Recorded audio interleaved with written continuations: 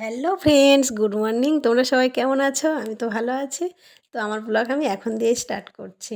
আমার মামামের হাতে একটা আম দেখালাম। তো আমটা না গাছেরই আম, মানে এই গাছটা না রথের মেলায় গিয়েছিলাম, গেলে গাছটা কিনে নিয়ে এসেছিলাম।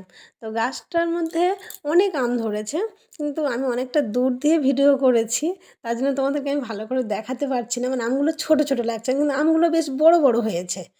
আর অনেকটা বন হয়ে গেছে। আমার না ওই বনের মধ্যে ঢুকতে গেলে ভয় করে। তো তার জন্য একটা দূর দিয়ে আমি ভিডিওটা করেছি। তারপরে এসেছি চাউমিন বানাতে, আমার মামামের একটু খেতে দিতে হবে। চাউমিনটা বানিয়ে নিয়েছি।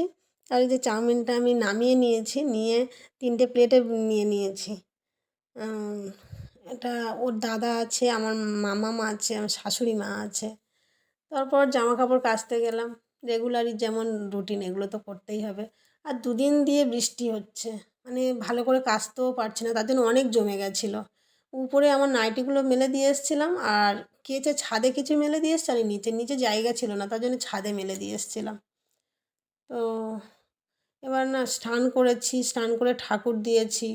এই যে মানে এখনও সেটের লোক আসেনি, বাইরের সেটের মানে লোক এসছে, কাজ হবে। তো ওনারা দুজন লোক এসছে।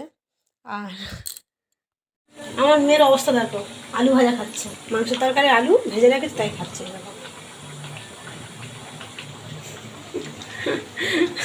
আলু ভাজা খাবে, আলু ভাজা।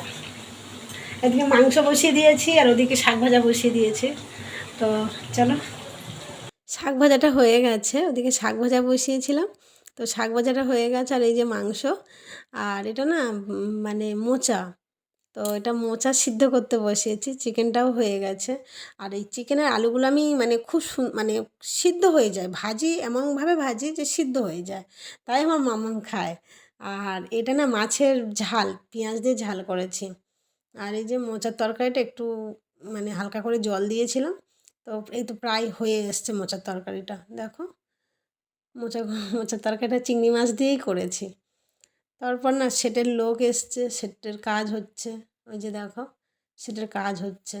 আর এই সেটের কাজটা মানে শেষ হয়ে গেছে, কমপ্লিট হয়ে গেছে। তারপর ঝমঝমিয়ে বৃষ্টি এসছে। আর এই মিস্ত্রি বলছে যে, দেখেছো তো বৌদি, বললাম যে বৃষ্টি আসবে, এই জন্য করে আমরা তাড়াহুড়ো করে করে দিয়েছি। তাড়াতাড়ি করে না করলে বৃষ্টি এলে মেশিনটা চালাতে পারবো না। যে সেটটা দেখো পুরো কমপ্লিট হয়ে গেছে। আর বৃষ্টিটা পড়ছে দেখছো, উঠোনটার দিকে তাকিয়ে দেখো, তোমরা বুঝতে পারবে। তারপর সন্ধে হয়ে গেছে, মানে খাওয়া দাওয়া করেছি, বাসন থালা মেজেছি, অনেক যেমন কাজ থাকে সব কাজই করেছি। করে সন্ধে দিতে গিয়েছি, সন্ধে দিয়ে নিচে নেমে এসেছি। নেমে এসে আমার মাম্মাম বলছে, মা আমি ধূপটা দেবো? আমি হ্যাঁ অবশ্যই দাও। তো তারপর তোমাদের দাদা ভাইরা এই যে দেখো কী করছে। তো আমি ভিডিও করছি দেখে জানলাটা বন্ধ করে দিয়েছে। আমি রান্নাঘর দিয়ে করছিলাম, আর ওরা ওই রুমে, একটা পিছনে একটা রুম আছে, সেই রুমে বসে আছে। তো দেখতে পেয়ে জানালাটা বন্ধ করে দিয়েছিল। তারপর তো মামামকে খেতে দিয়ে দিয়েছি, কারণ ও ঘুমাবে।